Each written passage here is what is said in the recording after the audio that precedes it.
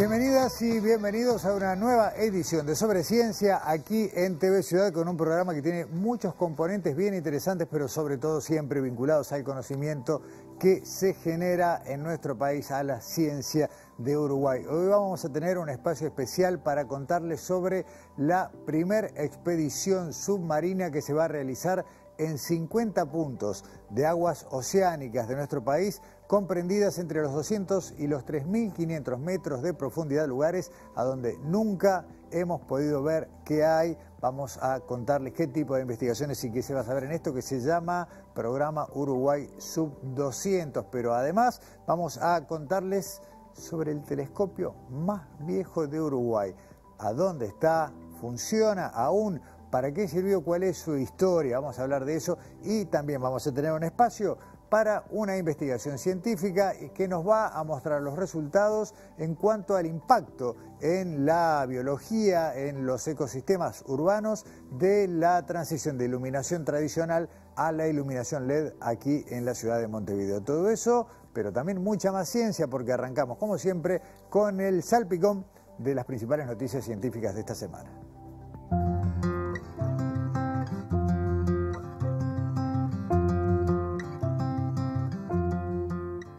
Desde su construcción en 1889, la Torre Eiffel de París exhibe los nombres de 72 científicos grabados en letras doradas en su primer piso. Sin embargo, entre esos nombres no hay ninguna mujer. Ante esta ausencia, la alcaldesa de París, Anne Hidalgo, en colaboración con la Sociedad de Explotación de la Torre Eiffel y la Asociación Mujeres y Ciencia, creó un comité científico que ya mantuvo su primera reunión. La comisión estudiará las condiciones necesarias para colocar los nombres de mujeres científicas en la Torre Eiffel y ofrecer recomendaciones en este sentido. Establecerá además los criterios de selección de las científicas que serán homenajeadas. Para ello, se reunirá periódicamente hasta julio de este año. Los resultados y las recomendaciones se presentarán en un informe que se entregará al Ayuntamiento de París en septiembre.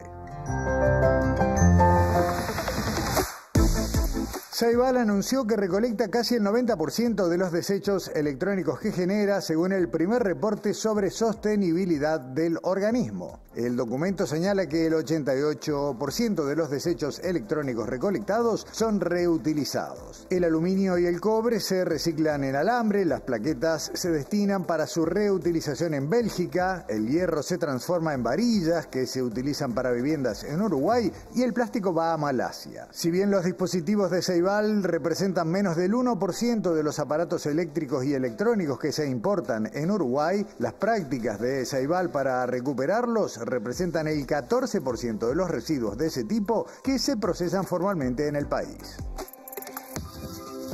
Plutón volvió a despertar el interés de la comunidad científica gracias a un descubrimiento del telescopio espacial James Webb que desafía los modelos tradicionales de atmósferas planetarias. La NASA confirmó que la atmósfera de Plutón, lejos de comportarse como las del resto de los cuerpos del sistema solar, regula su temperatura mediante partículas de neblina suspendidas y no a través de gases como ocurre en planetas como la Tierra o Marte. La información también reveló que el satélite Caronte, a pesar de no tener atmósfera estable, participa indirectamente en el proceso térmico debido a que algunos compuestos se transfieren desde Plutón hasta su luna. Este fenómeno de intercambio interplanetario no se ha observado en otro cuerpo del sistema solar y revela una dinámica interna mucho más activa de lo que se creía.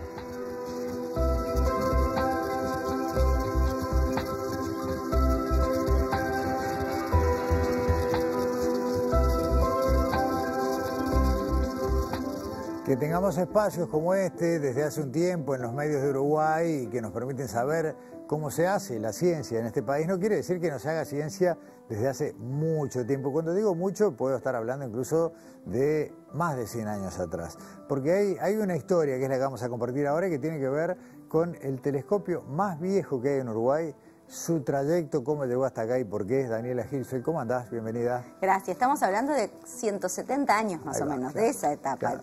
Y vamos a hablar del telescopio más antiguo de Uruguay, que tiene más o menos esta edad y que sigue tan joven como hace 170 años, ¿no? Tiene buena vista. Tiene muy buena vista y además es la historia de la ciencia también un poco retratada o concentrada en este artefacto. Será que a mí me encanta la historia de la ciencia, entonces me fascina esta historia, y como yo, en realidad, y muchos otros, también le fascina a Fernando Jorge.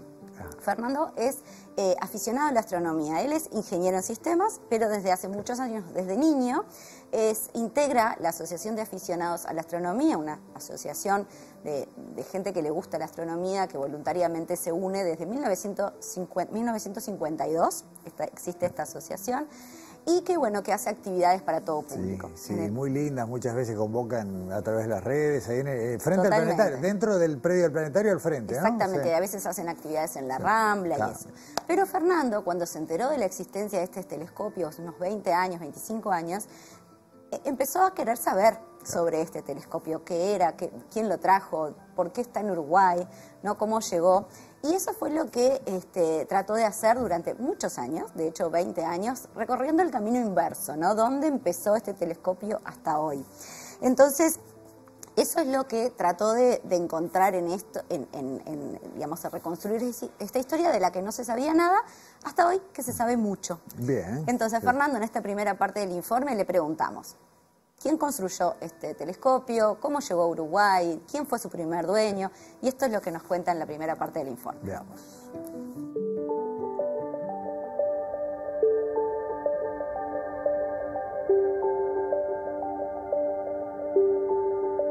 Este telescopio es un telescopio fabricado por Henry Fitts, que fue el principal fabricante de telescopios de Estados Unidos a mitad del siglo XIX.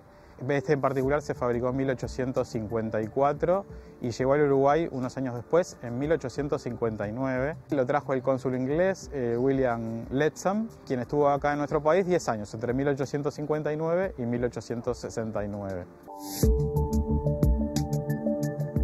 El telescopio estaba ubicado cerca de la Plaza Matriz, a una cuadra, y el dueño, que era el cónsul inglés, invitaba a personalidades de la época a mirar por el telescopio, y conocer el cielo. Montevideo en esa época era una ciudad de 50.000 personas cuando el telescopio llegó, y traer algo de estas características, que es un telescopio con un lente de 23 centímetros, 3 metros de largo, era una pieza de tecnología muy avanzada.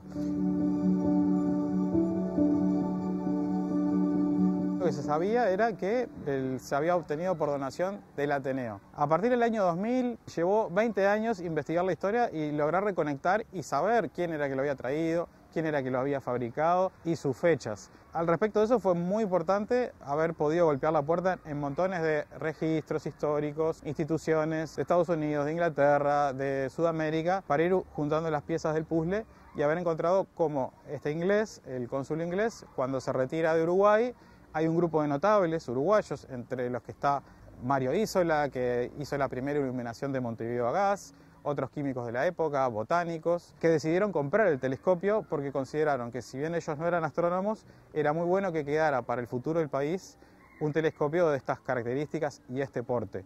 Ahí es importante destacar que, por ejemplo, en esa época todavía no se había fundado el observatorio del Colegio Pío, el observatorio de Montevideo se fundó en 1924, en Argentina, en Córdoba, en Chile, recién estaban fundándose primeros observatorios con telescopios más pequeños que este. O sea que este bien podía haber sido el inicio del primer observatorio del Uruguay. Eso no ocurrió, estas personas que no eran astrónomos lo tienen un montón de años en su poder, y finalmente cuando se crea el Ateneo de Montevideo, ellos ven adecuado donárselo. Se lo donan al Ateneo, quien aún no tenía edificio propio, y en los planes del Ateneo es, cuando construyeron el edificio, instalarlo en un observatorio. Eso por algún motivo no ocurrió, así que estuvo guardado unos 80 años en caja.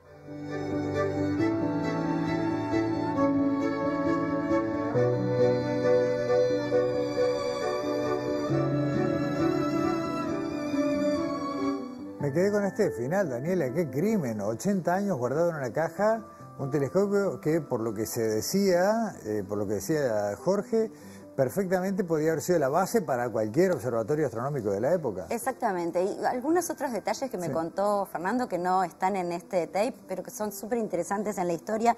Por ejemplo, Fitts, el que lo construyó, incluso fue uno de los que desarrolló algunas técnicas y utilizó técnicas muy novedosas para la época para pulir los lentes, los cristales que daban origen Claro. a los lentes de estos telescopios. De hecho, él, gracias a esto, dicen que en la época, en Estados Unidos, 80% de los telescopios que había eran construidos por él, que eran más baratos que los europeos, que eran los de vanguardia en ese momento, ¿no? Pero en Estados Unidos, él fue el que logró esta técnica para que los cristales no tuvieran esos defectos cuando si eran muy gruesos, que, bueno, deformaban la luz que podían observar.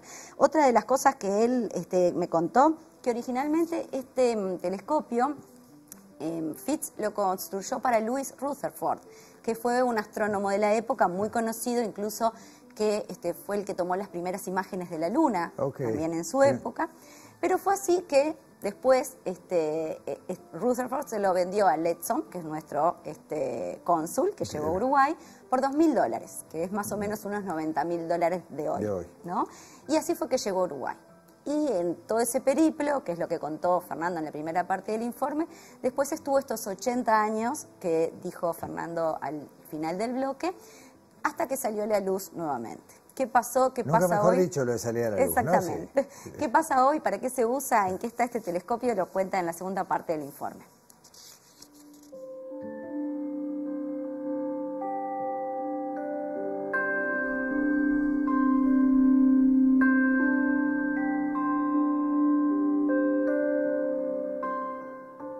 Este telescopio llegó a la Asociación de Aficionados a la Astronomía en 1965. La asociación se enteró que en el Observatorio de Montevideo, ubicado en el edificio del IABA, había un telescopio que estaba ahí guardado en una caja desde hacía más de 20 años, que nadie usaba y que a su vez pertenecía al Ateneo de Montevideo. La asociación se comunicó con el Ateneo de Montevideo, quien prácticamente desconocía eso que tenían, y se lo cede a la asociación con la condición de que lo pusieran en condiciones y en uso.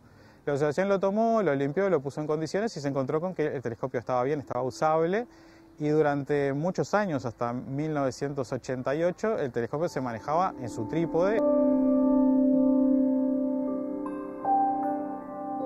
En el año 88 se logra, en lo que está detrás mío, que originalmente era un tanque de agua del planetario, que antes de que lo derrumbaran la asociación lo pidió para usarlo de observatorio. Llevó muchos años, un proceso muy largo, porque todo el trabajo de la asociación lo hacen voluntarios. Y bueno, con la colaboración de mucha gente se transformó el tanque de agua en observatorio, con su cúpula, con todo, y se colocó el telescopio allí, desde donde, bueno, hace todos estos años que se usa.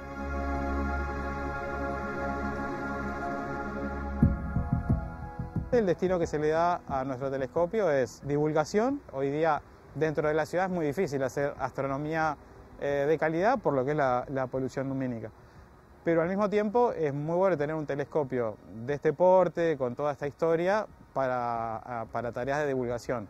Está abierto para los socios, para el público en general. Una de las cosas importantes de la óptica es que la óptica no vence, ¿tá? O sea, bien cuidado el cristal, se ve igual que como miraba el inglés y el fabricante hace 170 años.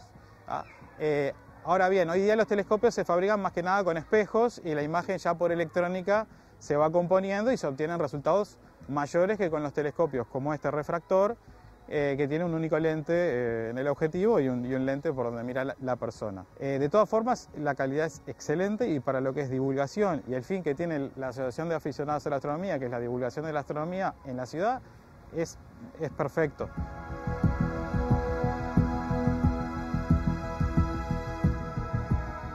Con él se pueden ver principalmente y con muy buena calidad los planetas del sistema solar, Júpiter y sus nubes, Saturno y sus anillos, la Luna con muchísimo aumento, se puede ver mucho detalle de los cráteres y bueno, todos los cuerpos del sistema solar o cometas es ideal para ver.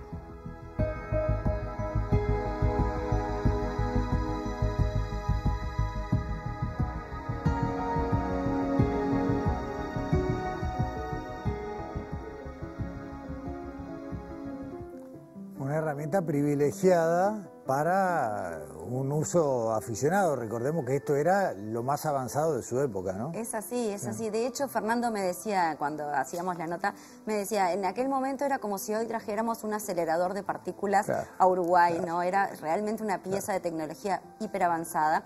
Y de hecho, Leadsom le gustaba compartir. Él era aficionado a la astronomía, era geólogo, era naturalista.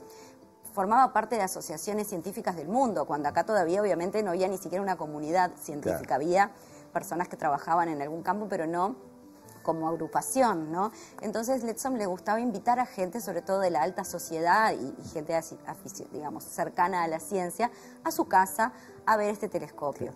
Algo que podría ser muy glamoroso para el momento si pensamos que en ese momento sucedían cosas en Uruguay muy tumultuosas. Estaba el golpe de Estado de Venancio Flores, el sitio de Paysandú, la guerra de la Triple Alianza, mientras ellos miraban las estrellas también como parte de la actividad científica de divulgación de la época, ¿no? Este es el recorrido que ha hecho el telescopio hoy. Escuchar a Fernando estos datos que dio en el informe, más muchas otras anécdotas más. De hecho, hace poquito dio una charla en el Observatorio del IABA, en el Museo de Ciencia del IABA, que vale la pena buscarla en YouTube porque, bueno, ahí cuenta muchísimas cosas más.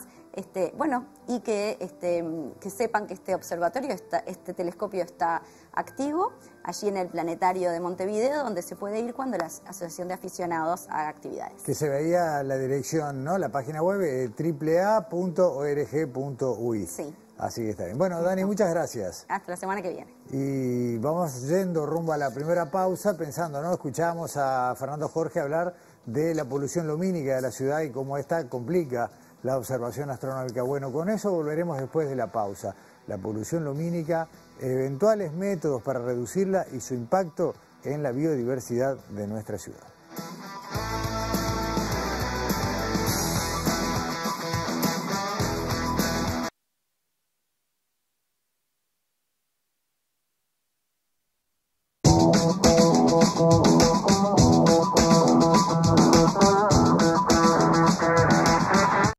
Presenta Casmu. Afiliate llamando al 1444 o en casmu.com.uy. Casmu, nos une la vida. Segundo bloque, segundo segmento de esta edición de Sobre Ciencia. Lo decíamos cuando nos despedíamos rumbo a la pausa. Vamos a hablar de la iluminación en la ciudad, del uso de tecnología de iluminación LED y el impacto que esto tiene sobre la biodiversidad, sobre los animales que habitan con nosotros compartiendo este espacio urbano. Alexandra Perrone, ¿cómo andás? ¿Cómo andás, Gustavo? Muy Bien. bien. Bueno, estamos hablando de un proyecto colaborativo entre la academia y los tomadores de decisiones de la gestión pública. Esto que hablamos siempre y de la importancia de que la ciencia acompañe procesos de la vida cotidiana, Sí, ¿no? y de quienes toman decisiones hablen también con quienes saben, ¿no? Sí, bueno, este proyecto que se llama EILAN, que es evaluación del impacto de la luz artificial en la noche, así es el nombre del proyecto, surgió en el año 2021 y se comenzó a implementar en el 2022.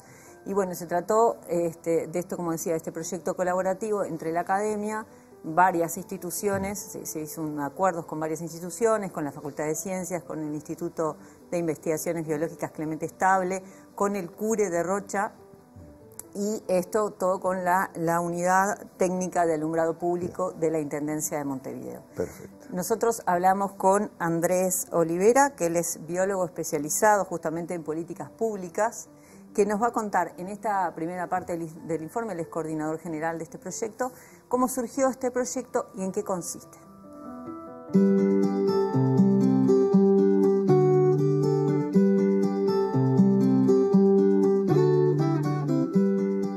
El proyecto EILAN, Evaluación de Impacto de la Luz Artificial en la Noche, surge como respuesta a una demanda, en este caso, de la gestión pública, donde Montevideo estaba en etapa de transición hacia luminarias LED. Eso implica cambiar toda la plataforma de luminarias, de la sodio, a las LED.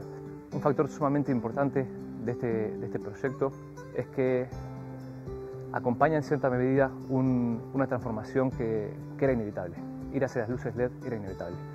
Por un lado, porque hay una demanda de la ciudadanía por por más luz. Por otro lado, también hay factores económicos que hacen de que la transición hacia tecnologías más eficientes también sea sumamente necesario desde el punto de vista de la gestión pública, pero al mismo tiempo sabemos por la literatura de que las luces en la noche son un factor de contaminación. Entonces, poder acompañar esa transición, sobre todo desde el punto de vista ambiental, era sumamente importante tener insumos para luego seguir mejorando la gestión de los espacios públicos.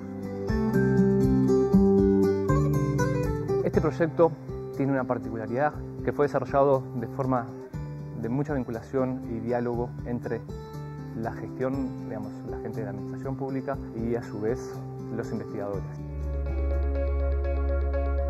Tiene distintas etapas. En un principio se comenzó, y esto es más como un abordaje clásico, de una convocatoria a investigadores de distintas líneas y distintas áreas que se pueda ver afectadas por lo que es la iluminación en la noche. Y ahí entra en el ecosistema diversos tipos de animales, digamos, insectos, aves, el arbolado, cómo se ve afectado, pero también hay cuestiones sociales, hay cuestiones de salud humana. Entonces, todos esos componentes en un principio fueron integrados, considerados, y luego lo que hicimos fue que los distintos grupos fueron generando propuestas para hacer un abordaje de investigación.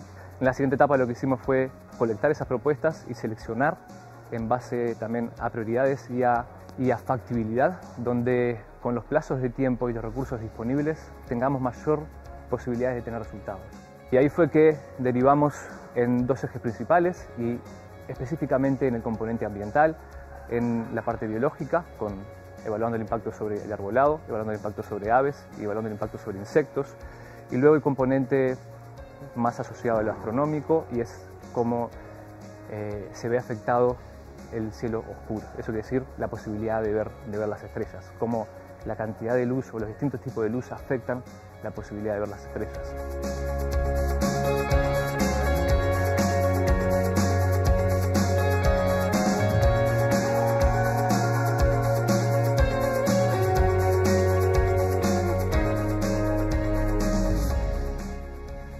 En definitiva, Alexandra, queda claro en esta primera parte del informe que si bien el objetivo de nosotros como habitantes de las ciudades es tener la mayor iluminación posible, hay un punto donde esto ya pasa a ser un problema. Claro, este proyecto, que la verdad que participaron muchísimos científicos, muchísimas instituciones en convenio con la Intendencia, justamente lo que busca es además recabar datos de con qué biodiversidad estamos conviviendo, con qué animales. Y bueno, ellos lo que hicieron fue estudiar determinadas zonas de Montevideo en presencia de insectos, de aves y también la parte del arbolado. Y en otras diferentes, en otras partes, en el eje astronómico, justamente estudiar esto que hablaba él de la posibilidad de ver las estrellas. Y para ello hablamos con Andrea Sosa, que ella es responsable del Observatorio Astronómico del Cure en Rocha y también del eje de lo que vendría a ser la parte astronómica de este proyecto, a la que nos cuenta también en la siguiente parte del informe este concepto de ciudad iluminada y a su vez la posibilidad de ver las estrellas en el cielo.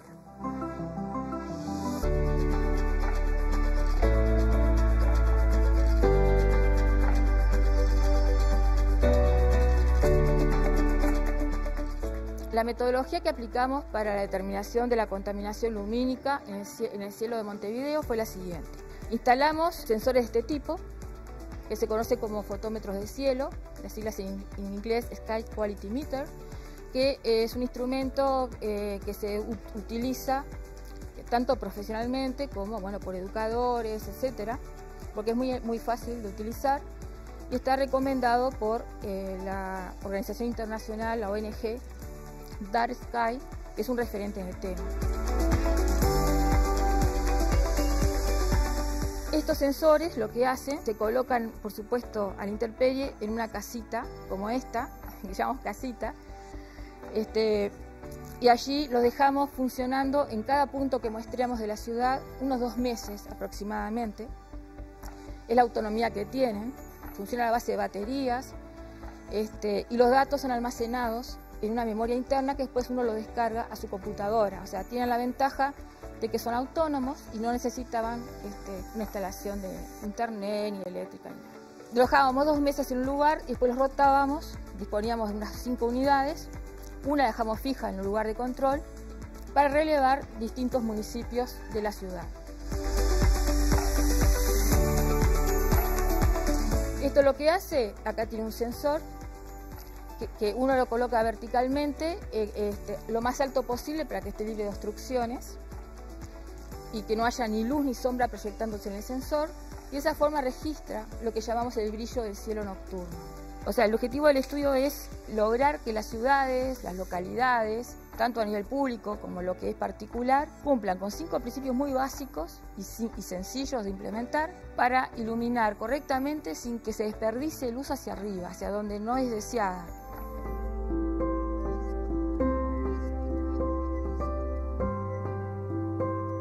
Lo ideal de una ciudad es regular sus luminarias. Hay factores de diseño, de potencia emitida. En diseño me refiero al apantallamiento y la direccionalidad. La luz tiene que apuntar hacia abajo y solamente donde se precisa. La potencia no tiene que ser más de la necesaria. También con la tecnología LED se pueden incorporar sensores de movimiento, temporizadores, atenuadores. O sea, que la luz se use cuando se necesite y donde se necesite. Con eso la ciudad va a estar muy bien y la mejora en el cielo se distingue. Cuando uno mira una imagen satelital de la Tierra y ve, por ejemplo, lo más contaminado, no sé, la Europa occidental, la costa este de Estados Unidos, bueno, acá en Sudamérica, Buenos Aires, Río de Janeiro, en fin, y Montevideo también, poco menos, se da cuenta de la cantidad de energía que se está desperdiciando. Eso tiene un costo que hoy en día, que estamos muy metalizados con el tema de la traza de carbono y eso, también tiene que ver con una cuestión de eficiencia energética. Más allá de que, bueno, estamos perdiendo parte de nuestra naturaleza si estamos borrando el cielo. Y no estamos diciendo que no hay que iluminar, estamos diciendo simplemente que hay que iluminar mejor.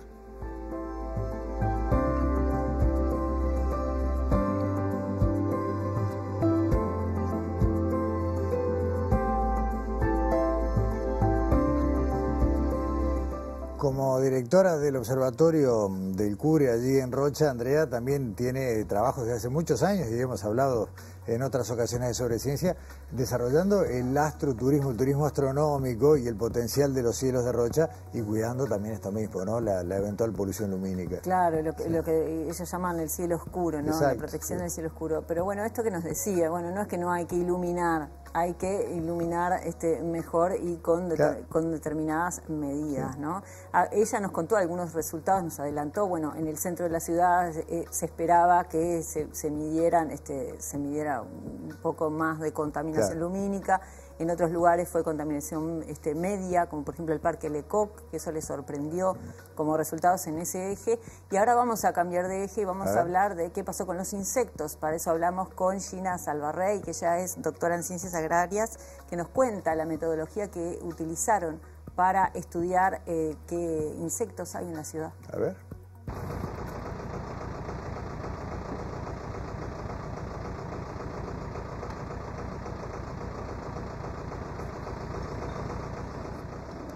Para estudiar el impacto que tienen las luces en las comunidades de insectos, utilizamos 2 tipos de metodología.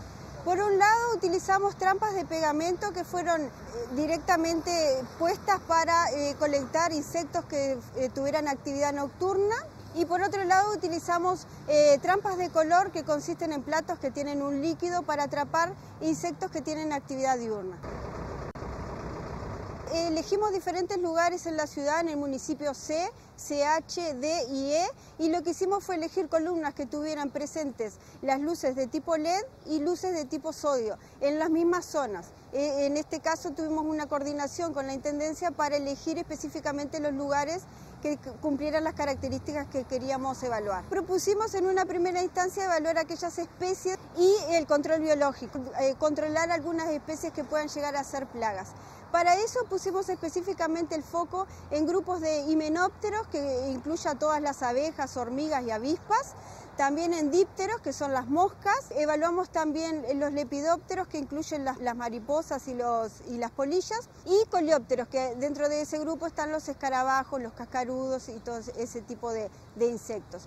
Del total de muestreos pudimos colectar un poquito más de 18.000 insectos que tenían actividad nocturna y casi 2.500 que tenían actividad diurna. Y dentro de ese grupo encontramos o pudimos identificar más de 283 morfoespecies, pero vimos también que si bien había alguna atracción y diferencias en cuanto a las zonas y a la atracción por el tipo de luz, la composición en términos de especies era más o menos parecida en todas las zonas y en las trampas, tanto diurnas como nocturnas. Encontramos que la luz LED tiene una mayor atracción y dentro de estos insectos se destacaban los himenópteros y otro tipo de insectos que, si bien no son polinizadores, tienen una función como parasitoides, o sea, controlan y parasitan diferentes insectos que pueden llegar a ser plaga. Es por eso que tienen gran importancia ecológica.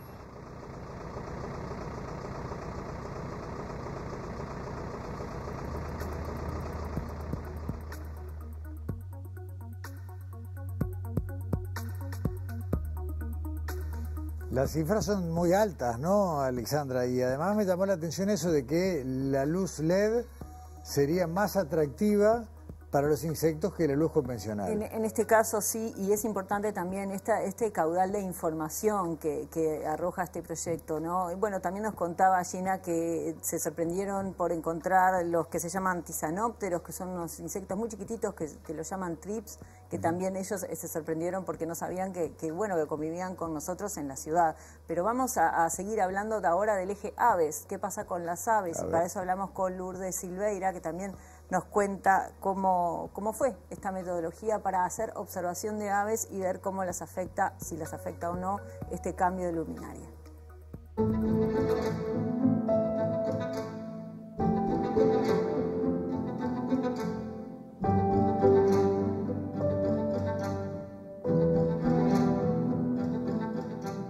Bueno, lo primero que hicimos nosotros fue definir 4 zonas de Montevideo en base a la disponibilidad de sitios con ambos tipos de luminarias para poder realizar las comparaciones.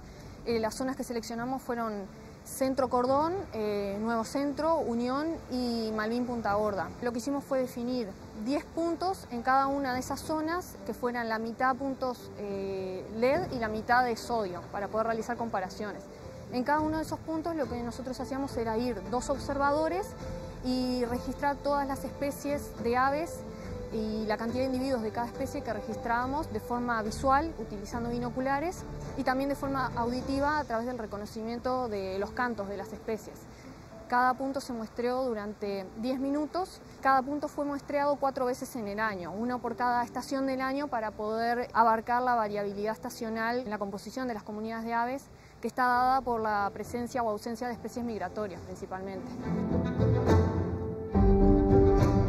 Bueno, nosotros en total, considerando las 4 zonas, registramos 44 especies de aves, de las cuales 7 son especies migratorias y 4 son especies exóticas. La especie que fue más abundante en las 4 zonas fue el gorrión, que es una especie exótica. Otras especies que también fueron muy abundantes fueron la paloma doméstica, que es otra especie exótica, muy común en las ciudades también, y la paloma de monte y la cotorra, que son especies nativas. Y después, en cuanto a las zonas, la zona Centro Cordón fue donde se registró la menor riqueza de aves, que se registraron unas 20 especies. En Nuevo Centro y Unión se registró una riqueza intermedia, fueron unas 30 especies de aves. Y Malvin Punta Gorda fue la zona donde se registró la mayor riqueza de aves, con 38 especies.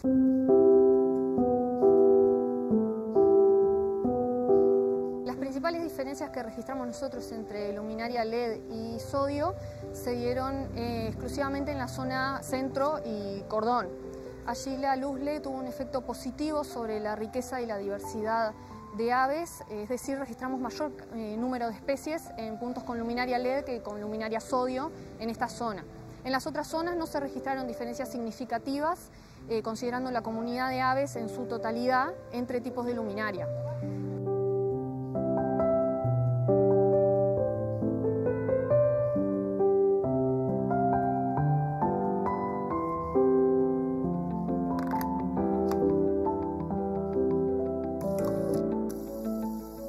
hablemos de 38. Soy incapaz de nombrar 20 especies de aves que convivan entre nosotros en Montevideo, bueno, y sin embargo las hay. Sí, y Lourdes nos contaba que encontraron al cardenal copete rojo, que es una especie que se considera prioritaria para la conservación, y que la encontraron en Malvín. Así que bueno, estos datos ricos que hacen también a este estudio, más allá de ver cómo afecta a las poblaciones de animales los diferentes tipos de luz, ¿no?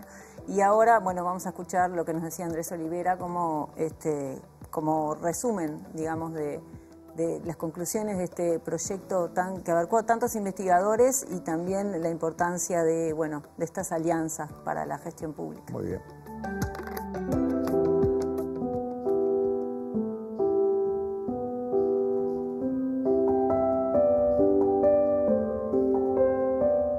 Los resultados generales de este proyecto están dentro de lo esperado en varios de los ejes. Puntualmente, tanto en aves como en arbolado, no se vieron efectos significativos, si bien algunos marginales e incluso resultados que hay que seguir analizando, pero no se vieron grandes efectos. Eso, por supuesto, hay porqués de fondo. Nuestros árboles tienen mucho tiempo, la mayoría de las luminarias están por debajo de la copa de los árboles, entonces en eso hay una línea donde seguir y continuar trabajando. Sí se vio un impacto también en insectos, y eso lógicamente estaba dentro del esperado de ser uno de los espacios, digamos, de los ejes donde se podía visibilizar eso, y donde fue más importante y tomó mucho valor el haberlo hecho en conjunto, tanto con arbolado como con aves. Por tanto, independientemente de no tener resultados significativos en uno específicamente, al analizarlos de forma integral nos puede dar también mayor información.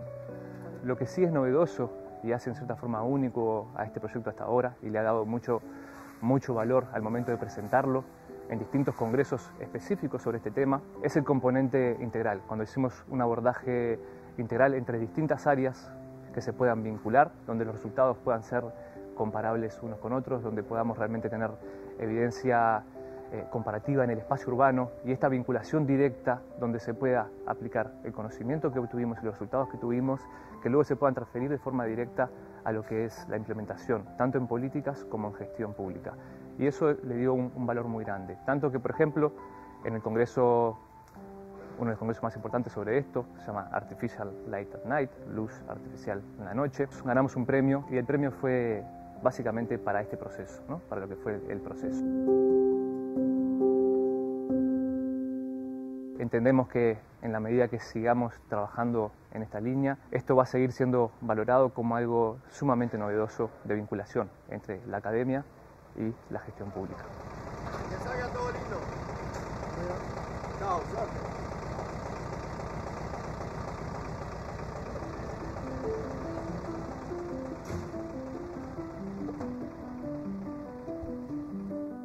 A pesar de todo este gran volumen de datos, Alexandra, quedó claro que hay mucho más por construir, mucho más conocimiento por construir a partir de todo esto. Y mucho más para trabajar, sí, con todos estos datos, ¿no? Justamente en lo que son marcos regulatorios, y también, como decía Andrés, o sea, el poder aprender de esta unión y de este trabajo colaborativo. Alexandra, muchas gracias por un informe realmente iluminador. Hasta la semana que viene. Hasta la semana que viene. Pausa sobre ciencia, ya volvemos.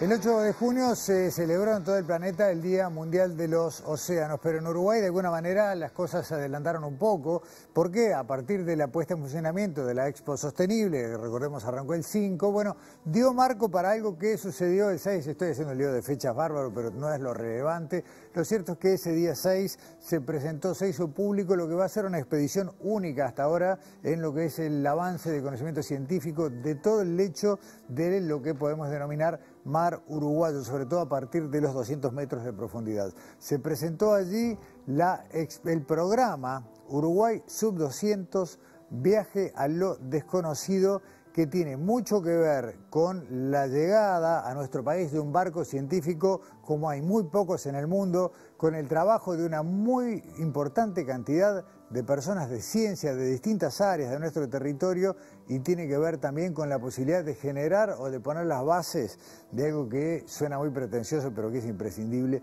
que es una cultura oceánica para nuestro país. Nos hemos aburrido de escuchar decir, con razón, que vivimos de espaldas al mar. Bueno, ahora no solo hay que estar de frente, sino que además hay que sumergirse. Vamos a dividir este tema en dos partes. La primera nos lleva a cruzar, bien hablamos del mar, ¿no? A cruzar el Atlántico.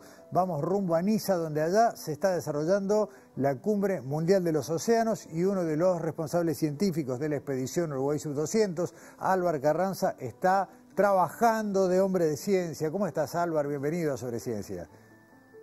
Buenas noches, audiencia. Buenas noches, Gustavo. Encantado, como siempre. Igualmente, igualmente. El placer es nuestro. Álvar, bueno, no es tu primera vez en Sobre Ciencia. La vez anterior viniste a hablarnos de lo que habían visto con nuestro ROV uruguayo en el Banco del Pez Limón, aguas de nuestro país. Pero ahora vamos a hablar de ver mucho más que eso. Sí, subimos un poco la escala. Acordate que cerramos el programa hablando de que esto recién empieza, porque ya habíamos en esa época avanzado bastante en las propuestas para lograr que el Falcon 2 del Smith Ocean Institute, que va a estar presente en aguas del Atlántico Sur en este año, pudiera tener una campaña en aguas uruguayas.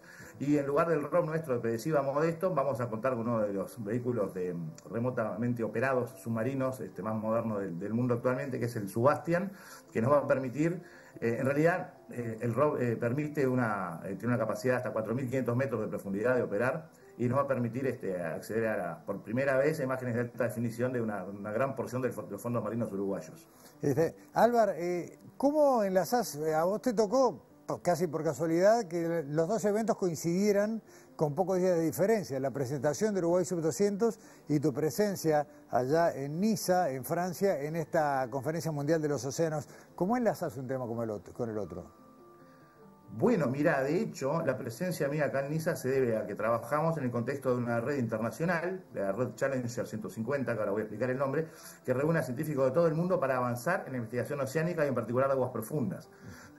Para ello, las campañas de este tipo, como la que va a ocurrir en el Falcor, en aguas uruguayas, van a haber 2 campañas del Falcor en aguas uruguayas, va a haber 2 campañas en aguas argentinas este año, y bueno, la idea es coordinar todo eso para avanzar hacia un mapeo de ecosistemas vulnerables marinos a escala de todo el Atlántico, y para eso nos reunimos con diversos investigadores y entidades financiadoras, por ejemplo, para avanzar en este megaproyecto que es de una magnitud enorme, del mapeo de todo el Atlántico. O sea que esto que ya es fabuloso, que estamos anunciando, que es la expedición del Falcon 2, es apenas una parte de un proyecto que, bueno, sigue creciendo y que nos va a llevar a conocer un poco más de eso enorme que es lo que tenemos bajo agua en nuestro maritorio, como gustan decirle, de manera muy acertada.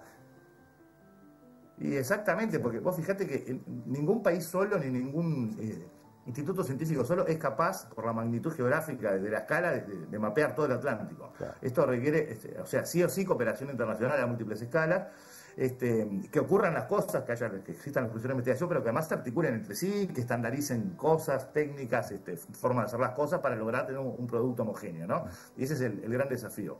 Algo parecido está ocurriendo con el proyecto Seabed 2030, que intenta la cartografía de batimetría multigas de todos los océanos del mundo para 2030. Todavía falta bastante, pero bueno, son como objetivos así como muy ambiciosos en esta década. Bien. Álvaro, yo voy a seguir conversando aquí en estudios con la otra investigadora responsable, que es Leticia Burone, pero antes de despedirte quiero saber si hay alguna cosa más que nos quede pendiente para comunicar desde allá, desde Francia. No, bueno, parece la marcha general de la conferencia parece ser bastante positiva, tiene un tenor bastante positivo. El objetivo general es acelerar la acción coordinada global para evitar la degradación de los océanos, ¿no? Y avanzar hacia el manejo sostenible de los ecosistemas marinos. Y algo que parece que está emergiendo con bastante fuerza es que se está avanzando bastante en el tema de un tratado para la reducción de contaminación por plásticos, que, si no entiendo mal, estaría siendo como firmado o cerrado en agosto en Ginebra, ¿no? Eso es un paso bastante importante. Y bueno, y lo central es que se ha puesto a lo largo de toda la conferencia, ¿no? La ciencia como central para entender mejor los océanos, los vínculos océano-clima, como eje central de la toma de decisión a nivel global. Eso capaz que es un buen resumen por el momento. Bien. Álvaro Carranza, investigador del CURE, Centro Universitario de Región Este de la Universidad de la República, desde Niza, exclusivo para Sobreciencia. Muchas gracias, te despedimos a vos y yo me corro aquí dentro del estudio. Nos vemos a tu regreso.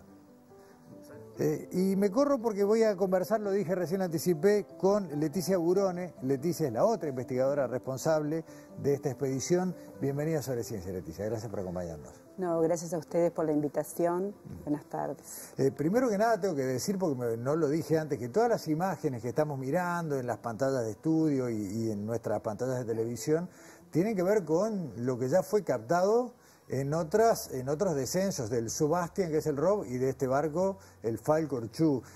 ¿Cómo le explicamos a la gente qué es un ROV? Buena pregunta. Bueno, el ROV, como estaba comentando Álvaro, trabaja de forma remota y en este caso el ROV va a ser nuestros ojos y nuestras manos en el fondo oceánico y nos va a permitir, es un equipo que nos va a permitir trabajar en el fondo marino, que nos va a permitir tomar muestras, que nos va a permitir, el ROV Subastian presenta unos sensores muy modernos que son capaces de medir la temperatura, la salinidad y algunos otros parámetros, y uno los puede ir observando ya. Cuando uno mira, por ejemplo, lo que comentabas tú, los videos de YouTube, siempre va a aparecer a la derecha toda esa información. Y además, con sus brazos, digamos, que puede hacer una serie de movimientos muy complejos, es capaz de obtener lo que nosotros estamos llamando de muestras quirúrgicas, porque las puede obtener con un detalle extraordinario, con muchísimo cuidado. Y, obviamente, puede, digamos, cargar material, las muestras. Por ejemplo, estoy observando ahí el video que están pasando, donde se ven una especie de cilindritos que son los que el ROV utiliza para sacar muestras del fondo, muestras de sedimento, y tiene una capacidad de subir con 16 cilindros, además de que va a estar filmando todo el tiempo con una resolución 4K. Espectacular. La calidad de las imágenes es brillante. Es como estar mirando una pecera, ¿no? Pero a simple vista, ¿no? Es de locos. Impresionante. Leticia, hablaste de ¿cuántos tuviste? ¿16? ¿14? 16. A ver, esto no se va a hacer, no siempre van a venir 16 muestras, pero si todo sale bien o excelente, el Subastian bajaría 50 veces, a 50 puntos distintos de lo que son, bueno, el lecho marino de nuestro país, de 200 metros para abajo. Exacto. Si todo sale bien y viene con 16 tubos cada vuelta, estamos hablando de solamente de subsuelo, de material, perdón, de lecho y suelo, de 800 muestras. Solamente de eso. O sea, la cantidad de material con la que ustedes van a volver a la costa es para varias generaciones. Exactamente. Esto abre una puerta, digamos, una puertita hacia esa inmensidad azul, digamos, y le va a dar la posibilidad a muchísima gente, creo que por primera vez, por eso esto es un hito para el Uruguay, de poder trabajar con ese material durante décadas. Y ojalá salgan, y creo que sí, eso va a ocurrir, muchas tesis y trabajos de doctorado, de maestría, de licenciatura, y creo que es como, esto va a incentivar mucho también a los estudiantes. El barco, el Falcor 2, tiene capacidad simultáneamente para 25 científicos a bordo. Sí. Y ustedes decidieron que sean más, porque los uruguayos gustamos de hacer estas cosas, entonces dividieron en dos la misión. Exacto.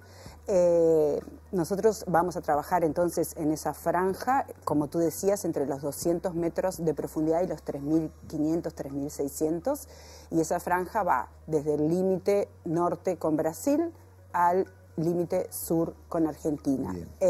Entonces, la expedición va a estar dividida, digamos, en dos etapas,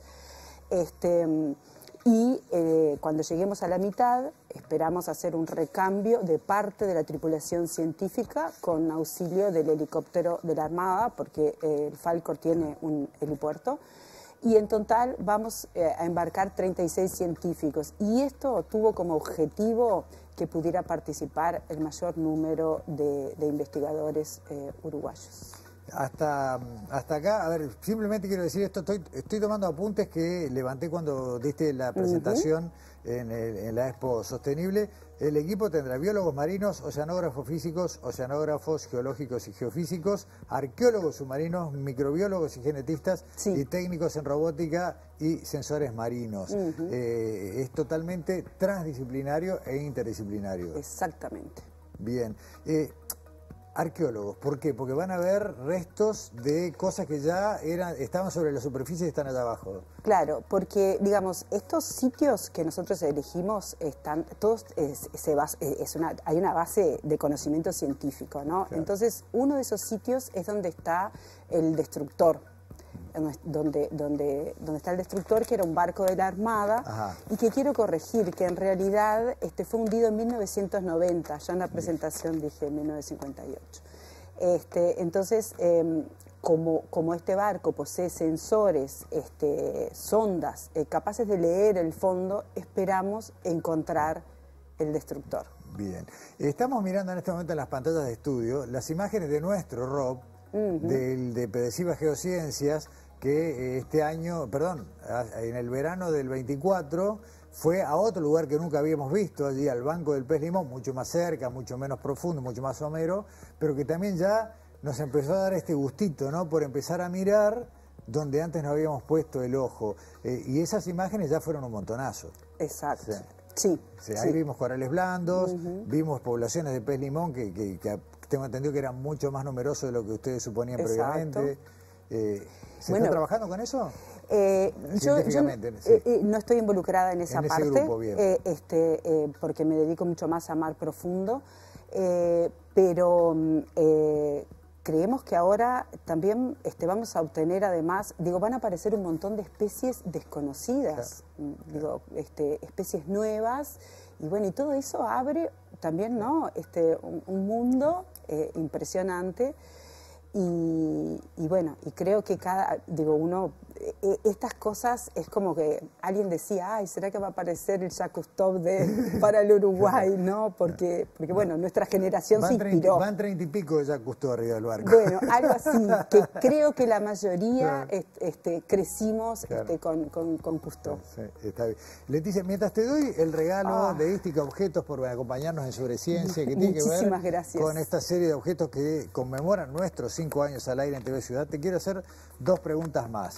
Una sobre la dimensión educativa y de esto que hablamos al arranque de la generación de la cultura oceánica. O sea, no solo que cada uno va a poder entrar en su computadora en su casa y ver la emisión en vivo del Subastian, sino que ustedes hablaron y mucho con la gente de Ceibal para aprovechar esto. Sí, estamos trabajando muchísimo con Ceibal porque, bueno, ellos tienen realmente la logística y porque uno de nuestros objetivos de todo el grupo es que esto llegue a todos los niños del Uruguay. No importa si están en Maldonado, si están en Artigas o en 33, pero que esto llegue, que es como que democratizar un poco la ciencia, y en este caso la oceanografía, y bueno, y acceder a imágenes que nosotros crecimos viendo, imágenes de otros países, de otros lugares,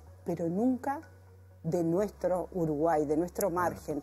Entonces creo que esto es como que se abre una puerta hacia eso. Y después, a modo de muestra de todas las cosas que se van a ver por primera vez. A ver, primero un comentario de cosas, todo se va a ver por primera vez. Hay algunos lugares donde tenemos algunas muestras extraídas que van a servir para comparar. Pero ustedes hacían mucho énfasis en los cañones. Sí.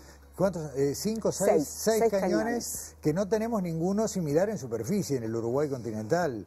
Excelente, excelente. Sí, nuestros cañones tienen una particularidad, es que ninguno de nuestros cañones submarinos está conectado con el continente. O sea, ninguno tiene conexión con el Río de la Plata como se pensó en algún momento. Son todos cañones que tienen su génesis, o sea, que crecen a partir del quiebre de la plataforma, cuando cambiamos la pendiente. Algunos tienen lo que se llama la cabecera, que es el inicio del cañón, justamente cuando venimos del cambio de la plataforma al talud, y otros crecieron en el propio talud. Entonces, eso hace con que ocurran muchos procesos a nivel del talud, porque son como canales por donde va a pasar sedimento hacia el fondo, pero a su vez son hábitats de muchas especies endémicas que no pueden sobrevivir en otros ambientes, ¿sí? Uf, si habrá cosas para ver abajo del agua, ¿no? Uno podría hacer una lista así rápida, corales de todo tipo, me imagino que rígidos, blandos, corales de otras épocas, que también les van a permitir reconstruir paleoclima. Exacto, exacto. Lo estoy haciendo cortito por una cuestión de tiempo, podríamos hablar horas, ¿no? Especies, bueno, de tipo vegetal, de tipo animal, muestras del suelo, muestras de agua, interacciones, corrientes del norte y del sur, frías, cálidas, de todo. Claro, porque además fíjate que nuestro margen justamente es como un laboratorio, ¿no? Porque ocurre todo. Tenemos la convergencia famosa, ¿no?, de Brasil, que trae aguas cálidas, pobres en nutrientes, con el agua que viene de Argentina, con la corriente de las Malvinas, que trae aguas frías, ricas en nutrientes, y entonces ese encuentro también es fantástico, ¿no? Todo lo que genera en el ambiente. Tenemos más agua que tierra. Sí, señor. No, nuestro país, digamos, en ese concepto de soberanía, tiene más superficie submarina o subacuática que emergente. Se habrá que cuidar y conocer el maritorio. Muchísimo. Como dicen ustedes, se han repetido una y otra vez, no se cuida, no se protege lo que no se conoce. Exactamente, y lo dijo Cousteau. Muy bien. Leticia Burone, gracias por ahora. Gracias ni hablar que a la vuelta los esperamos con toneladas de videos. Muchas gracias a ustedes. Hasta la próxima. Chao. Cerramos nuestro programa de hoy con esta maravillosa noticia. Los esperamos acá en TV Ciudad la semana que viene.